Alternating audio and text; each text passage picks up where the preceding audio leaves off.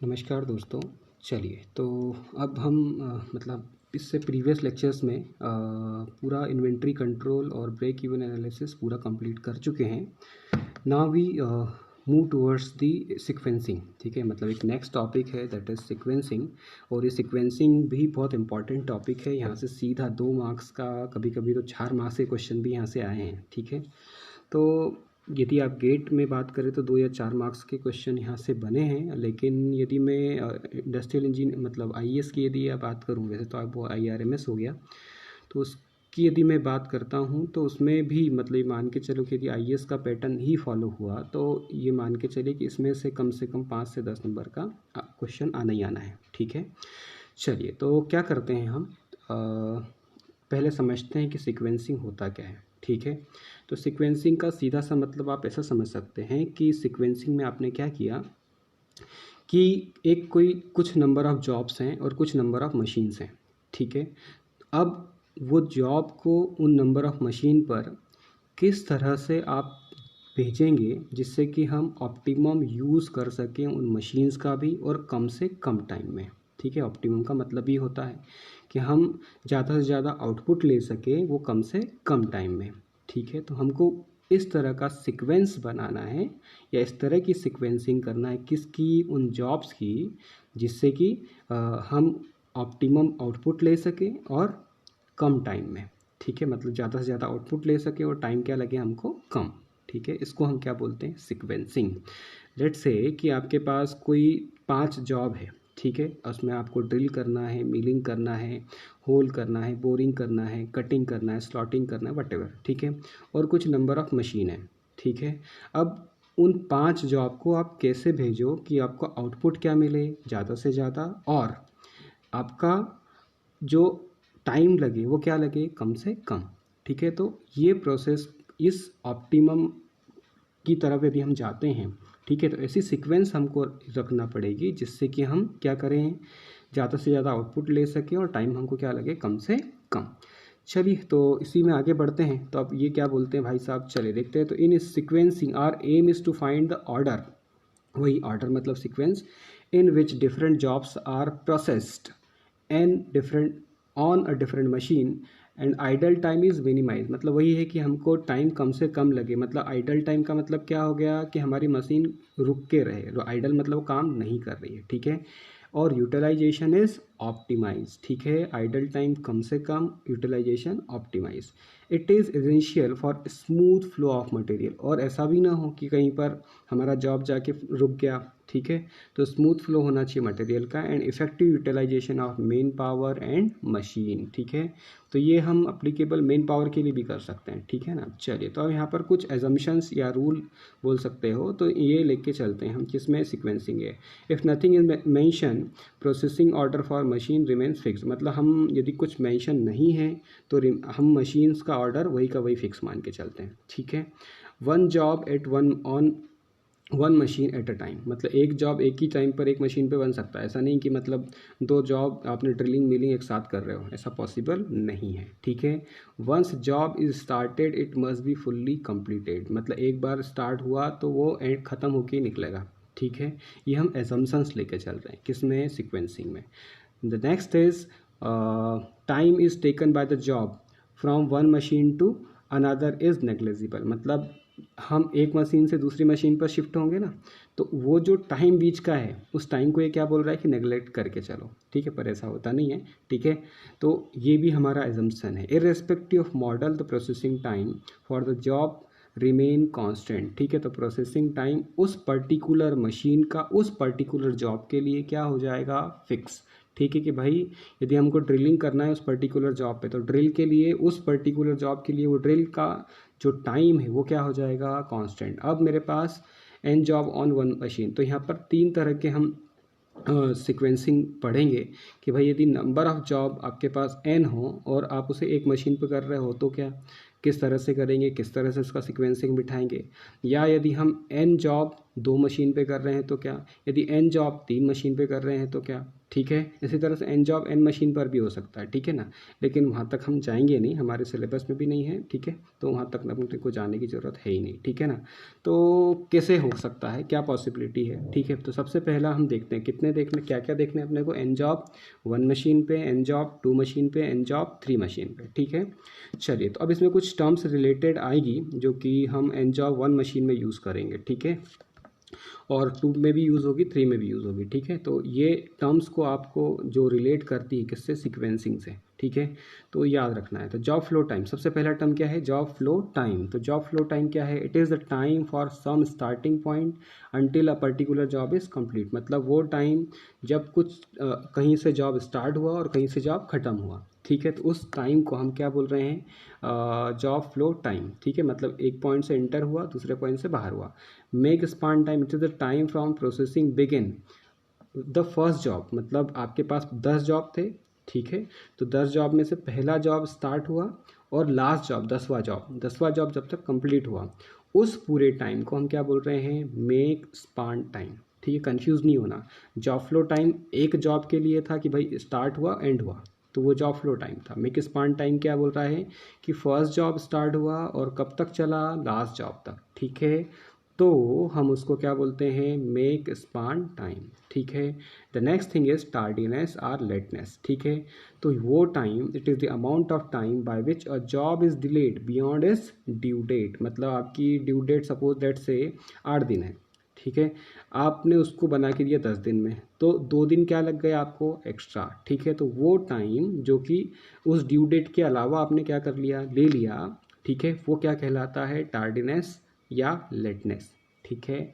The next thing is average number of job in the system, ठीक है। तो average number of job in the system क्या होगा कि भाई कितने नंबर ऑफ जॉब अभी इस टाइम पर प्रेजेंट है, एक साथ, ऐसा तो नहीं कि सारे 10 के 10 जॉब एक साथ चल रहे हैं, ठीक है। इस पर्टिकुलर टाइम में, मतलब जो भी टाइम आप बोल रहे हो, ठीक है ना, उस टाइम में कितने नंबर ऑफ जॉब क्या हैं उस पूरे सेटअप में या उस पूरी लाइन में अवेलेबल हैं, वो क्या कहलाएंगे, हमारे एवरेज नंबर ऑफ जॉब।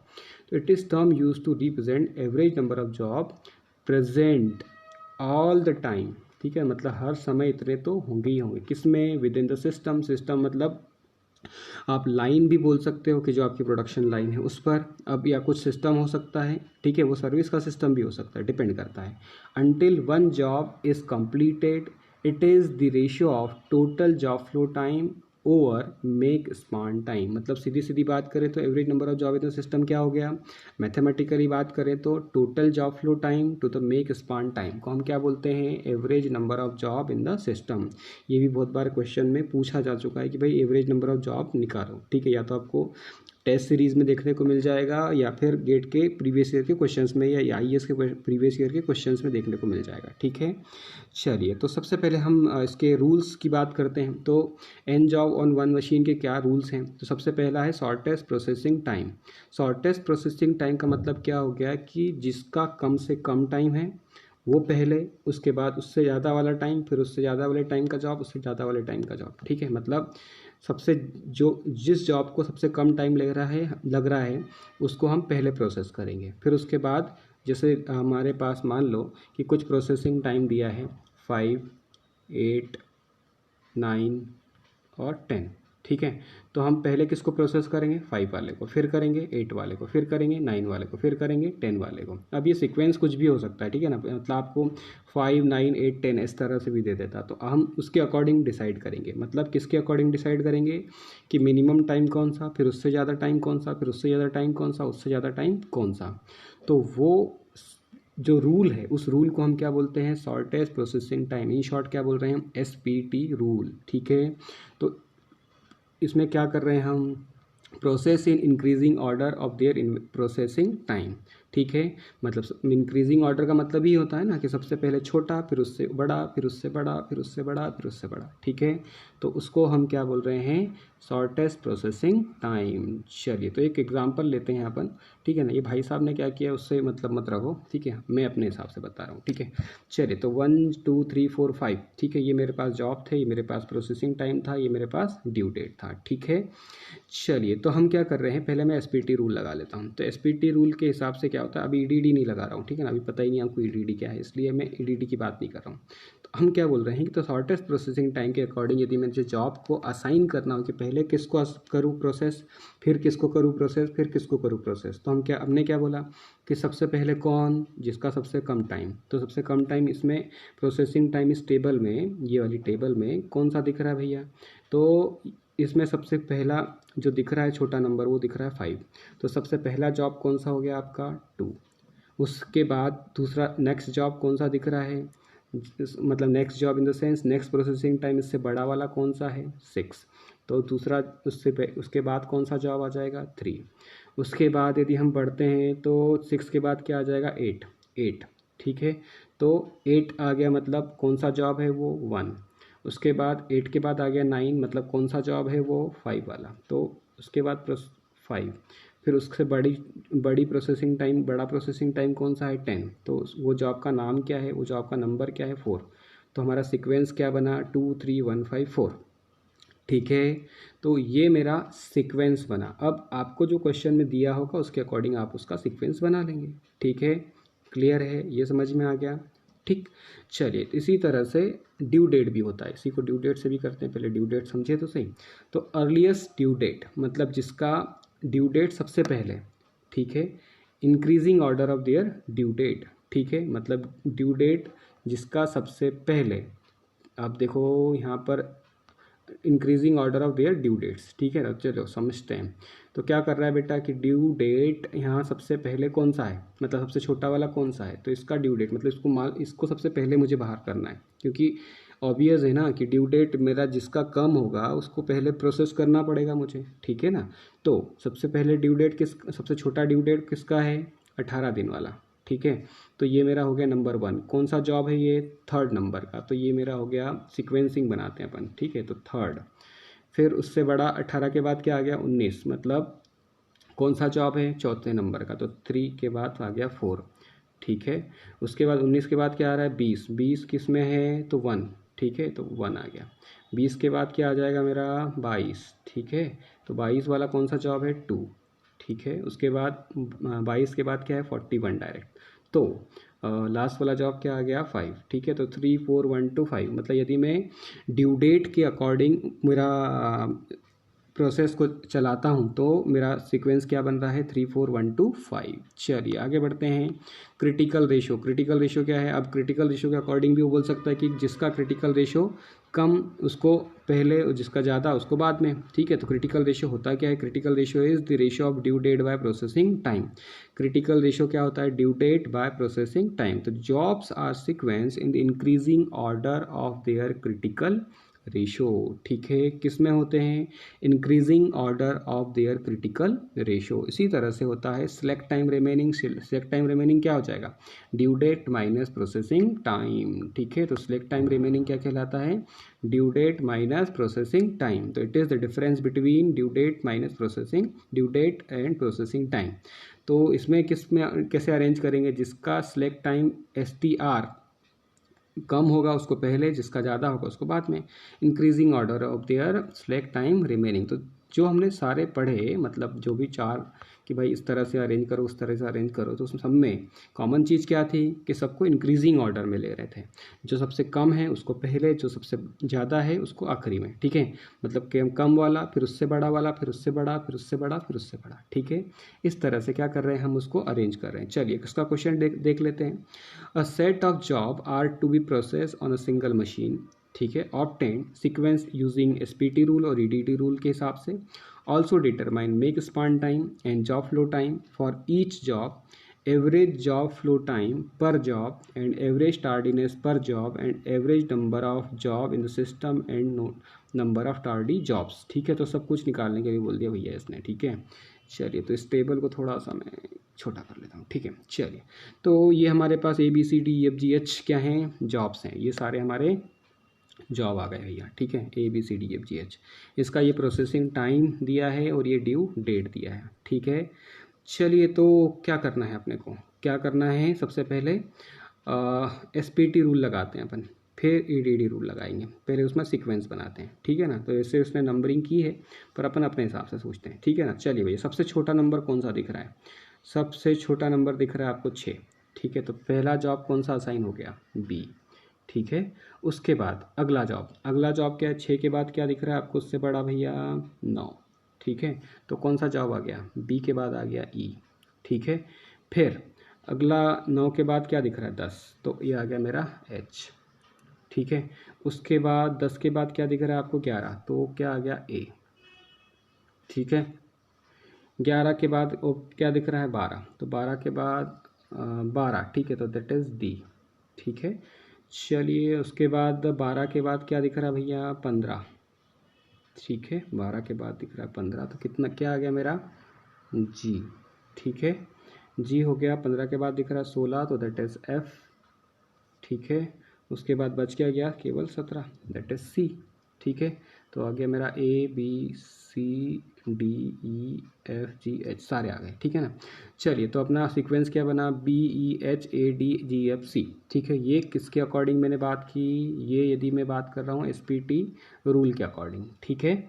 चलिए, तो अब हम बात करते हैं कि भाई ड्यू डेट के अकॉर्डिंग यदि मैं बोलूँ तो उसमें क्या होगा मेरा सीक्वेंस, ये देखते हैं। चलिए, तो सबसे पहला है, सबसे छोटा वाला ड्यू डेट देखो, सबसे छोटा वाला ड्यू डेट कौन सा है भैया, सबसे छोटा वाला नंबर ढूंढो, इसमें 38 दिख रहा है मुझे, ठीक है। तो ये हो गया मेरा सबसे पहले जॉब कौन सा प्रोसेस हुआ, H, ठीक है। उसके बाद 38 के बाद अगला इससे बड़ा नंबर ढूंढो, 44, ठीक है, तो दैट इज़ E, ठीक है। अगला नंबर ढूंढते हैं अपन, अगला नंबर क्या दिख रहा है आपको, 44 के बाद दिख रहा है 49, ठीक है, तो दैट इज़ B, ठीक है।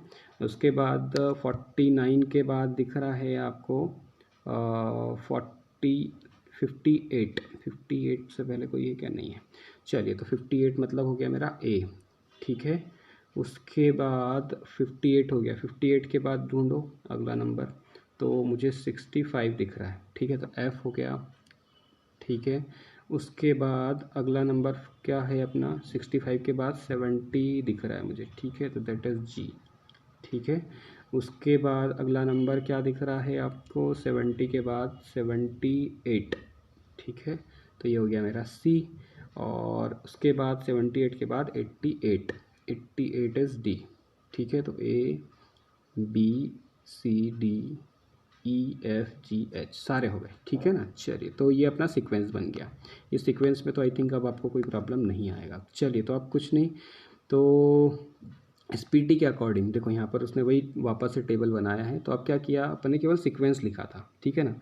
तो SPT के अकॉर्डिंग जो सीक्वेंस बनाया था उसके अकॉर्डिंग मैंने यहाँ पर क्या कर दिया, जॉब्स को असाइन कर दिया। तो पहले BEHADGFC आपने यदि नोट डाउन किया हो तो ये सीक्वेंस पहले लिखना है, उसका फिर प्रोसेसिंग टाइम सबसे कम, फिर उससे बड़ा बड़ा बड़ा बड़ा बड़ा, फिर ये आ गया, ठीक है। और ये आ गया मेरा ड्यू डेट। अब मैं निकाल रहा हूँ क्या, जॉब फ्लो टाइम। देखो, जॉब फ्लो टाइम स्टार्टिंग में क्या था, 0, तो 0 + 6 कितना हो गया, 6, और 6 प्लस ये वाला 6 + 9, तो मतलब हम क्या करते जा रहे हैं, इसमें जोड़ते जा रहे हैं। 6 + 9 कितना हो गया, 15, 15 + 10 कितना हो जाएगा, 25, ठीक है। और 25 + 11 कितना हो जाएगा, 36, ठीक है। 36 + 12 कितना हो जाएगा, 48, 48 + 15 कितना हो जाएगा, 63, 63 + 16 कितना हो जाएगा, 79, और 79 + 96, सॉरी 79 + 17 कितना हो जाएगा, 96। तो ये मेरा क्या आ गया, जॉब फ्लो टाइम। इस सारे जॉब्स को जो इधर की तरफ आए ना, ये वाले सबको 16 + 15 + 25 + 36, इन सबको ऐड कर दो तो मेरा सम कितना आ रहा है, 368। ये कैलकुलेट करके देखिएगा आप, ठीक है ना, इट में भी हो सकता है चेंजेस आए, ठीक है। तो करना क्या है, आपको क्या करना है कि भाई ये सब जॉब्स को क्या कर लिया आपने, सम कर लिया, ठीक है। तो सम करने के बाद ये आपका क्या आ गया, टोटल जॉब फ्लो टाइम, ठीक है। अब यहाँ पर देखो 49, ये वाला जो टाइम है, ये वाला 6, ठीक है ना। अच्छा, एक काम करते हैं, इसको रद्द करते हैं, ठीक है। तो ठीक चलिए, तो ये 6 जो है इस 49 से कम है, मतलब टार्डीनेस कुछ लेट हुआ क्या, पहले ही पहुंचा दिया। उसका ड्यू डेट कितना था 49, पर अपन ने 6 दिन में ही पहुंचा दिया, तो उसका टार्डीनेस 0। ठीक है, ये 15 है, मतलब ये 44 से छोटा है, तो मतलब पहले ही पहुंचा दिया, मतलब टार्डीनेस 0, लेटनेस 0, मतलब कोई लेट नहीं हुआ हमारा जॉब। ठीक है, इसका 25 है, पहुंचना कब था 38 डेज़ पे, तो ये भी 0 आ गया। ये 36 है, पहुंचना कब था 58 पे, तो ऑब्वियसली 36 छोटा होता है 58 बड़ा होता है, इसलिए टार्डीनेस 0। 48 छोटा है, 88 बड़ा है, तो ऑब्वियसली टार्डीनेस 0। 63 छोटा है, 70 बड़ा है, तो ऑब्वियस इसका भी टार्डीनेस 0। लेकिन यहाँ पर अब देखो नई चीज़ आ रही है, क्या आ रही है कि यहाँ पर 79 आ गया, मतलब ये टाइम ज़्यादा लग रहा है, और हमको ड्यू डेट कितना था 65, मतलब मुझे 65 दिन में ही देना था, लेकिन मैं उसको दे कब रहा हूँ, प्रोसेस ही कब कर रहा हूँ 79 डेज़ में, मतलब आप 14 दिन क्या हो गए, डिले कर गए। ठीक है, तो 14 दिन डिले कर गए, तो वो क्या आ गया आपका टार्डीनेस। ठीक है, इसी तरह से सी वाला जॉब है जो है उसको कब देना था 78 पे, पर आप कब दे रहे हो उसको 96 पे। आई मीन टू से कि यहाँ पर ये 18 दिन का क्या आ गया, डिले आ गया। इट मीन्स टोटल कितने दिन डिले कर दिया आपने दो जॉब को, कौन कौन से जॉब डिले हो गए, एफ और सी जॉब केवल डिले हुए। ठीक है, कभी कभी ये क्वेश्चन में पूछता है कि विच जॉब इज़ डिलेड। ठीक है, तो कौन से जॉब डिले हुए, एफ और सी केवल। ठीक है, उसके बाद कितना टार्डीनेस आया, टोटल 32 डेज़ का। ठीक है, चलिए, तो मेक स्पान टाइम, कौन सा मेक स्पान टाइम होता है, तो ये जो सबसे एंड में ये जो टाइम आया ना, अच्छा पहले इसको रब कर दें, यदि एक सेकंड रब नहीं होगा, तो ये जो 96 आया है एट द एंड, ठीक है, ये वाला जो 96 है, ये 96 मेरा क्या कहलाता है, मेक स्पान टाइम। ठीक है, मतलब जॉब फ्लो टाइम में आप जोड़ते जाओगे जोड़ते जाओगे जोड़ते जाओगे जोड़ते जाओगे सबको, तो एट द एंड जो सबसे एंड में जो सबसे बड़ा टाइम आएगा उस टाइम को हम क्या बोल दोगे, job flow, sorry make span time. ठीक है, सीक्वेंस तो आपको पता ही है कि B6 पे हो रहा है, E15 पे हो रहा है, ये तो ठीक है, ये तो आपको पता ही है। एवरेज जॉब फ्लो टाइम, तो एवरेज जॉब फ्लो टाइम का फॉर्मूला क्या था कि total job flow time to the number of job. ठीक है, total job flow time to the number of job, तो कितने जॉब है भैया, यहाँ पे 8 जॉब है, आपको टोटल टाइम कितना लगा, ये 368 लगा, तो 360/8 कितना हो गया 46। ये आपका क्या आ गया, मिनिमम इन SPT, मतलब ये मिनिमम होगा, शॉर्टेस्ट प्रोसेसिंग टाइम में मिनिमम होगा। ठीक है, मतलब ये मिनिमम लगेगा आपको। ठीक है, आगे बढ़ते हैं, तो एवरेज टार्डीनेस पर जॉब, तो टार्डीनेस का मतलब क्या कि total tardiness by number of job, तो टोटल टार्डीनेस अभी अपन इधर निकाला, कितना आया था भैया 32। ठीक है, तो कितना आ गया 32/8 = 4। इसी तरह से average number of job in the system, तो total job flow time to the make span time, total job flow time कितना आया था 368, मेक स्पान टाइम कितना आया था 96, तो कितना आ गया 3.82। ठीक है, इसी तरह से कितने टार्डी जॉब हैं, 2 जॉब, उन 2 जॉब का नाम क्या है, एफ और सी। ठीक है, चलिए, तो इसी तरह से एक और क्वेश्चन है, तो ये EDD रूल के हिसाब से है, EDD रूल के हिसाब से यदि मैं इसको अरेंज करता हूँ तो ये मेरा सीक्वेंस हो गया HEABGFGCD। ठीक है, इसी तरह से इसका प्रोसेसिंग टाइम हो गया, यहाँ पर मैंने इसका EDD सॉरी ड्यू डेट लिख दिया। इसी तरह से आप जॉब फ्लो टाइम बनाओ, 0 + 10 कितना आएगा 10, 10 + 9 कितना आएगा 19, 19 + 6 25, 25 + 11 36, 36 + 16 52, 52 + 15 67, 67 + 17 84, 84 + 12 कितना है 96। ठीक है, अब यहाँ पर अपन ड्यू डेट देख लें। चलिए, तो मुझे यह देना कब था 38 पे, दे कब दिया 10 पे, तो 0 आया जी। ये 19 पे 48 4 पे देना था, 0 आया। 25 पे दे दिया, ड्यू डेट कितना 49, तो 0 आया।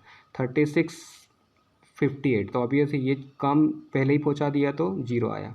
52 65, तो कितना आया 0, और 67 छोटा है 70 से, तो ऑब्वियसली टार्डीनेस 0 होगा। लेकिन 84 आ गया, पर पहुंचाना कब था आपको 78 पे। ठीक है, 84 आ गया, पहुंचाना कब था 78 पे, मतलब कितने दिन डिले कर गए आप 6 दिन। इसी तरह से यहाँ पर 96 पे पहुंचा रहे हो, पहुंचाना कब था 88 पे, तो कितने दिन डिले कर गए आप 8 डेज़। ठीक है, तो इन सब का सम किया तो मेरे पास यहाँ पर टोटल जॉब फ्लो टाइम आ गया, दैट इज़ 389। इधर अब मैंने टोटल टार्डीनेस देखा तो कितना आ रहा है यहाँ पर 14। ठीक है, तो सारी की सारी वैल्यूज़ यहाँ पर भी निकाल लेंगे हम। तो as usual make span time यहाँ का ये जो सबसे एंड में ये जो टाइम आया ये वाला टाइम ये आपका मेक स्पान टाइम हो जाएगा। एवरेज जॉब फ्लो टाइम कितना हो जाएगा पर जॉब, तो 389 कितने जॉब हैं, 8 जॉब हैं, तो 389 डिवाइडेड बाय 8 कितना आ गया 48.625।